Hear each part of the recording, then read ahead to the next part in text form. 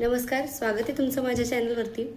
तर आपण मागच्या वेळेस तालाविषयी बोललो मागच्या व्हिडिओमध्ये.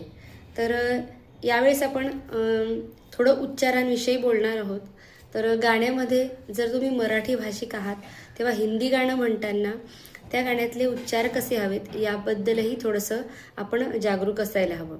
जसं मराठीत आपण खरा तो एकची धर्म, हा जो ख आहे ना, हा ख अशा पद्धतीने मराठीत आपण उच्चार करतो. पण हा जो ख आहे तो हिंदीमध्ये कशा प्रकारे उच्चारला जातो, तसंच प्रत्येक अक्षर, प्रत्येक आपलं मुळाक्षर हिंदी भाषेत कशा प्रकारे उच्चारलं जातं याच्याबद्दल थोडीशी आपल्याला माहिती असायला हवी. आपण जर मराठी भाषिक आहोत आणि आपण हिंदी गाणं जेव्हा अटेम्प्ट करतोय तेव्हा ते गाणं गाताना आपले उच्चार तशा प्रकारे व्हायला हवेत. मराठी गाणं आपण मातृभाषा मराठी असेल आणि मराठीच गातोय तर आपल्या सहजासहजी तसा काही प्रॉब्लेम येत नाही.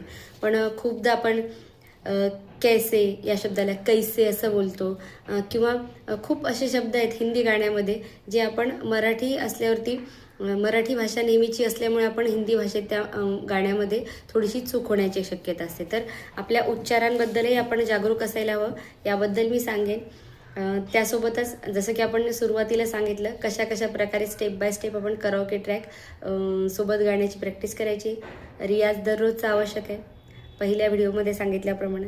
त्यानंतर आपलं गाणं आपल्याकडं लिहिलेलं असावं. त्यानंतर आपण आपल्या गाण्यात आवाजात ओरिजिनल सॉन्गसोबत गाण्याची प्रॅक्टिस करायची. स्वतःला हायड्रेट ठेवायचे. गळ्याला स्ट्रेन त्रास होणार नाही याची काळजी घेऊन आपण प्रॅक्टिस करायची आहे. त्यानंतर जसं की मी सांगितलं शब्दांच्या उच्चाराकडेही आपल्याला लक्ष द्यायचं आहे आणि गाणं गाताना त्यातला भाव लक्षात घेऊन गायलं ना तर त्याचा पण खूप आपल्या परफॉर्मन्समध्ये गाण्याच्या फायदा होत असतो. तर आजच्या व्हिडिओमध्ये एवढंच. भेटूया आपल्या नेक्स्ट व्हिडिओमध्ये.